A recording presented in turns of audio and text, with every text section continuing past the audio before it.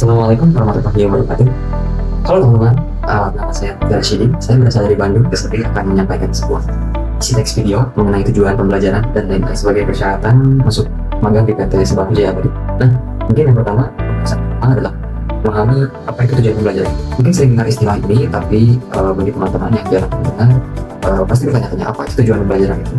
Nah, sederhananya, tujuan pembelajaran adalah apa yang kita harapkan bisa dicapai atau dikuasai peserta didik setelah mereka selesai mengikuti tahap-tahapan yaitu proses sebuah pembelajaran tersebut. Akhir atau sebuah hasil akhir yang dicapai dan diraih itu. Yang kedua, kenapa sih tujuan pembelajaran itu penting bagi kita semua? Nah, tujuan pembelajaran itu dapat diibaratkan sebuah kompas itu, arah kompas itu sebuah alat penunjuk. Jika kita tidak mempunyai kompas, maka otomatis kita sendiri akan tersesat, itu akan tidak tahu arah kemana. Dan fungsi lain dari tujuan sendiri adalah yang pertama adalah kita menjadi fokus, kita menjadi satu arah.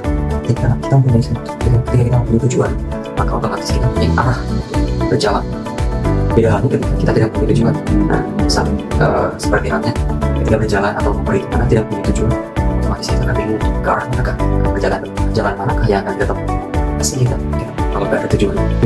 Jadi kita itu bakalan membuat kita fokus ketika punya tujuan. Nah, yang kedua adalah membantu dalam hal penilaian, ya kan? Membuat penilaian sendiri. Karena kita punya tujuan itu, apa yang kita inginkan, apa yang ingin kita raih, dan apa yang kita targetkan. Kita dapat menilai apakah ini berhasil atau fail atau gagal.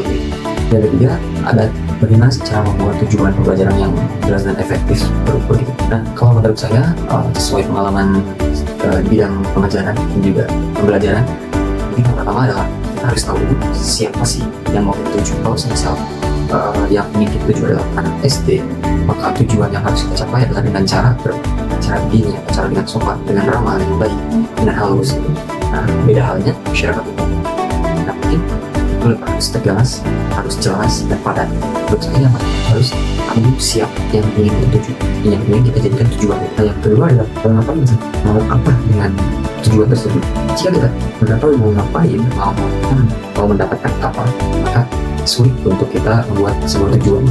Nah, contoh seperti saya ingin pergi ke pasar, itu adalah tujuan saya, itu adalah apa yang saya. Dan di situ pula kita dapat mengenali, memecahkan, dan juga menilai sebuah tujuan tersebut. Jadi yang pertama itu menurut saya harus mengetahui siapa yang tuju. Nah, lalu yang kedua adalah apa yang tuju. Nah, ketika dua komponen ini sudah tercukupi, maka otomatis kita dapat membuat sebuah tujuan. Mungkin cukup sekian dari saya.